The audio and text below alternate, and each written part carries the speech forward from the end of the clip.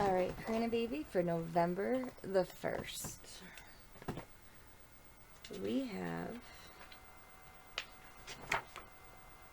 the Empire's Mustache.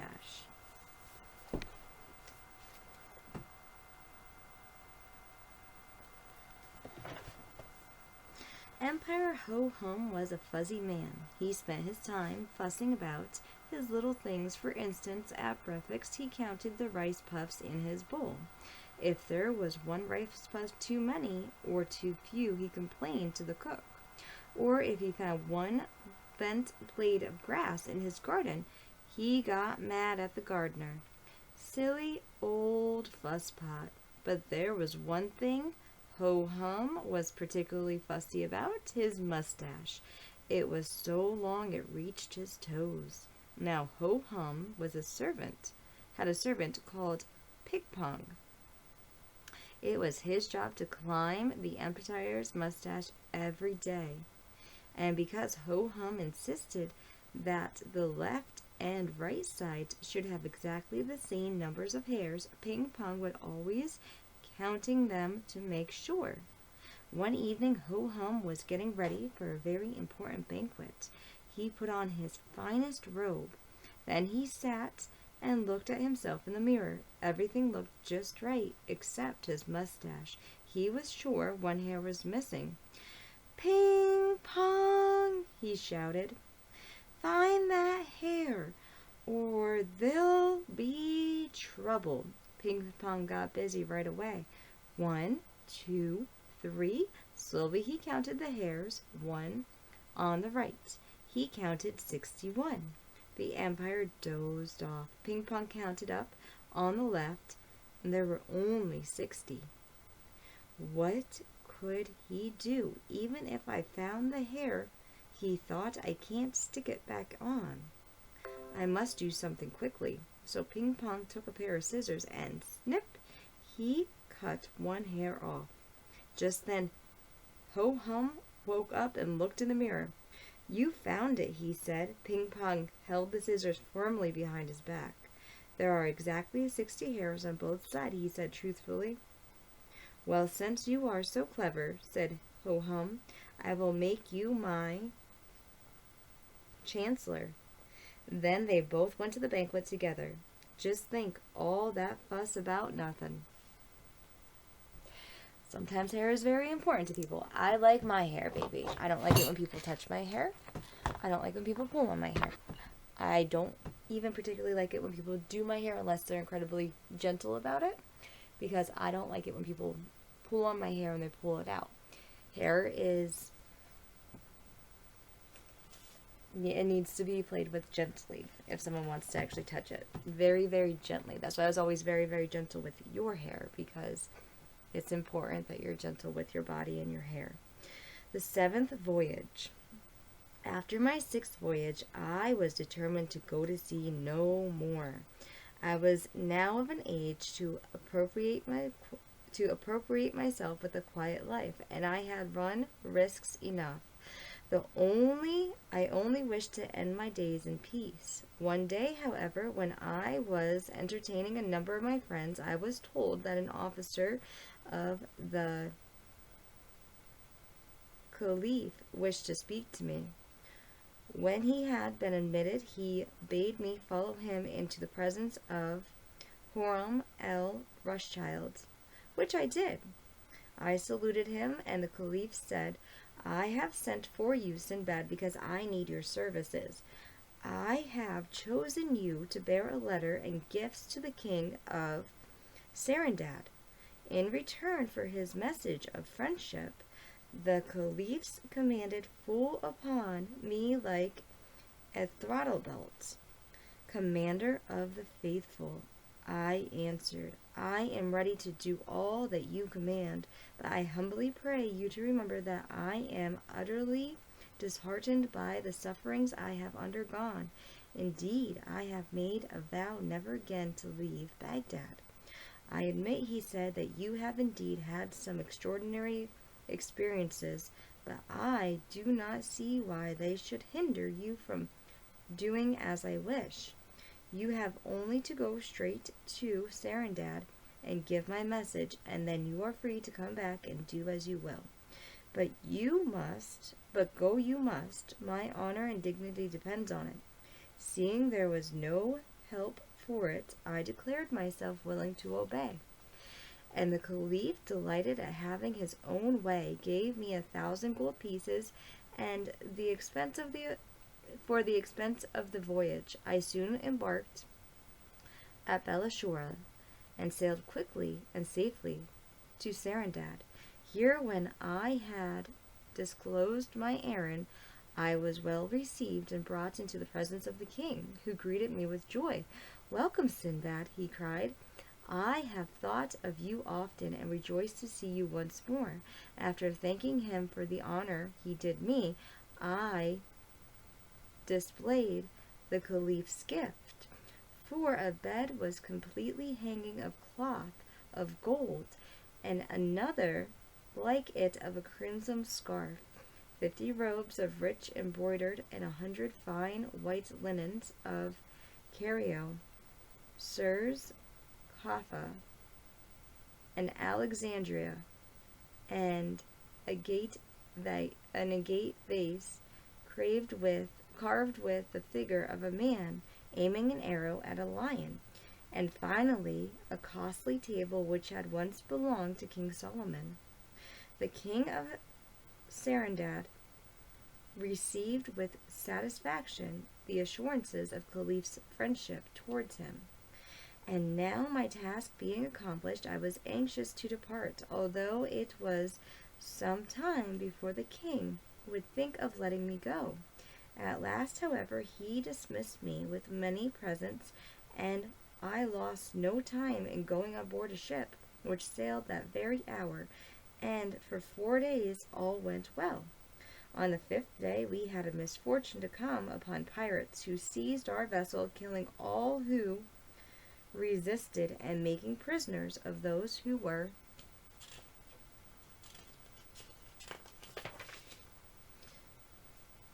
pardoned enough to submit at once, of whom I was one. When they had despoiled us of all our possessions, they forced us to put on veil remnants and sail to a distant island, there sold us for slaves. I fell into the hands of a rich merchant, who took me home with him, clothed me and fed me, and after some days sent for me and questioned me about what I could do. I answered that I was a rich merchant who had been captured by pirates and therefore did not know a trade. "Tell me," said he, "can you shoot with a bow?" I replied that this had been a pastime of my youth, and that doubtless with practice my skills would come back to me. Upon this he preceded me with a bow and an arrow, and mounted me with him upon his own elephant, took the way to a vast forest which lay far from the town. When we had reached the wildest part of the forest, we stopped, and my master said, "This forest swarms with elephants. Hide yourself in this great tree, and shoot at anything that passes you. When you have succeeded in killing one, come and tell me."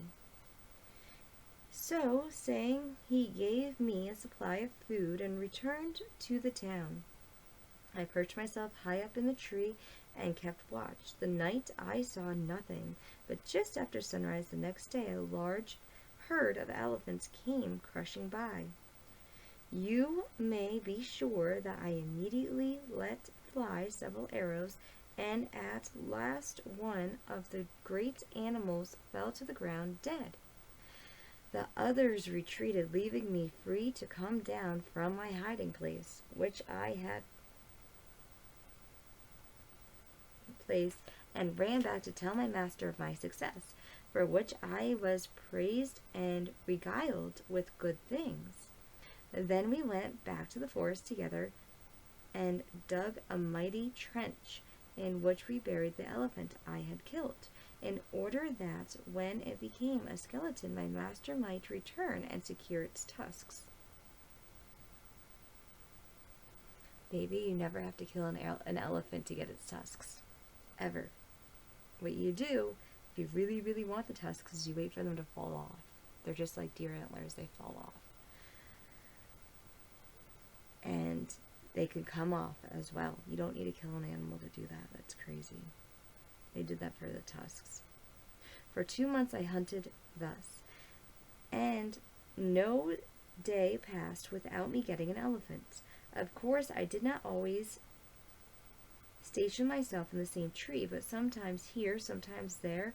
One morning, as I watched the coming of the elephants, I was surprised to see that instead of passing the tree I was in, as they usually did, they passed and completely surrounded it, trumpeting horribly and shaking at the very ground with their heavy trod. When I saw that their eyes were fixed upon me, I was terrified, and my arrow dropped from my trembling hand.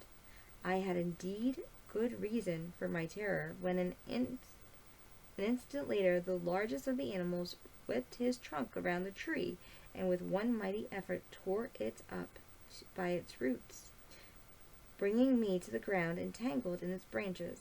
I thought now my last hour was surely to come, but the huge creature, picking me up gently enough, set me upon his back, where I clung more dead than alive. Then, followed by the whole herd, it turned and crashed into the dense forest. It seemed to me a long time before I was once more set upon my feet, and I stood as if in a dream, watching the herd, which trampled off in another direction, and were soon hidden in the heavy underbrush. Thus recovering myself, I looked about me and found that I was standing upon the side of a great hill, strewn as far as I could see on either hand with bones and tusks of elephants. This then must be the elephant burying place, I murmured to myself, and they must have brought me here that I might cease to prosecute them, seeing that I went nothing but their tusks. And here lie more than I could carry away with me in a lifetime. Whereupon I turned and made for the city as fast as I could go, not seeing a single elephant as I went. This convinced me that they had retired deeper into the forest to leave the way open to the ivory hill, and I did not know how to admire their strategy sufficiently. After a day and a night, I reached my master's house, and was received by him with joyful surprise. "Ah, poor Sinbad," he cried, "I was wondering what could have become of you. When I went to the forest, I found the tree nearly uprooted, and arrows lying beside it, and I feared I should never see you again. Pray tell me how you escaped death." I soon satisfied his curiosity, and the next day we went together to the ivory hill, and he was overjoyed to find that I had told him nothing but the truth. When we had loaded our elephants with as many tusks as it could carry, this is even worse. Not only are they killing the elephants, they're riding the elephants. So the elephants see that they're killing its family. Elephants are very, very smart. They remember everything. Could carry and would go back to the city. He said, "My brother, since I have no longer to treat a slave, I can no longer treat as a slave one who has enriched me thus. Take your liberty, and may heaven prosper you. I will no longer conceal from you that those elephants have killed numbers of our slaves. You alone have escaped their wills and wiles. Therefore you shall not only receive your freedom, but I will also bestow fortune and honors upon you." So I stayed with him till the time of the monsoon, which would bring the ivory ships, and every day we added to our store of ivory till his warehouse were overflowing with it. But by this time the other merchants knew our secret. but there was enough to spare for all. When the ships finally arrived, my master put on board for me a great store of good provisions and choice provisions, also ivory in abundance, and some of the courteous courtesies of the country. I left the ship at the first port we came to, not feeling at ease upon the sea after what had happened to me by reasons of it. Having disposed of my ivory for much gold, and having brought many rare and costly presents, I loaded my pack animals and joined a caravan of merchants. Our journey was long and tedious, but I bore it patiently, reflecting that at last I had no time to fear tempest, nor pirates, nor serpents, nor of any of the other perils from which I suffered before. After a time we reached Baghdad. My first care was to present myself before Caliph and give him an account of my journey. By his orders, this story and the others I have told him were written by his scribbles in letters of gold and laid upon among his treasures. I took my leave of him, well satisfied with the honors and rewards he had bestowed upon me, and since that time I have restored from my labors and rested from my labors, and given myself up wholly to my family and my friends. Thus Sinbad ended the story of his 7th and last voyage. Turning to Hindbad, he added, "Well, my friend, what do you think now? Have you ever heard of anyone who had suffered more or had more narrow escapes than I have? Is it not just that I shall now enjoy a life of ease and tranquility?" Hindbad drew near, and kissing his hand, respectfully replied, "Sir, you have indeed known fearful perils. My troubles have been nothing compared to yours. Moreover, the generous use you make of your wealth proves that you deserve it. May you live long and happy in the enjoyment of it." Sinbad then gave him 100 pieces of gold, and henceforth counted Hindbad among his friends. Also he seized him to give up his profession as a porter, and to eat daily at his table, that he might all have his life remember Sinbad the sailor. Alright, baby cakes, that is... We read this entire book. And I know for a fact that if you were here with me, we would have read it a lot faster. Because you picked 5 books every single night, along with your educational books.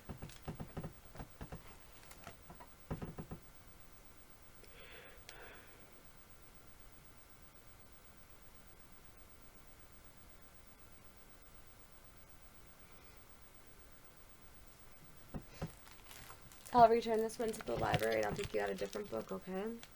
But this was The World's Best Fairy Tales. I wish you were in my arms while I read it to you. But you're not. And that's okay. Because at least I get to read you things over the internet. It's not the same, but one day. One day things will be okay. Not today. Not tomorrow.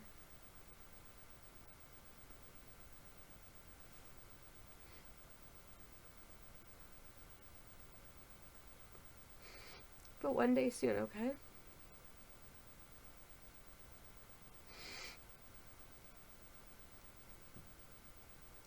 I love you, and I miss you so much.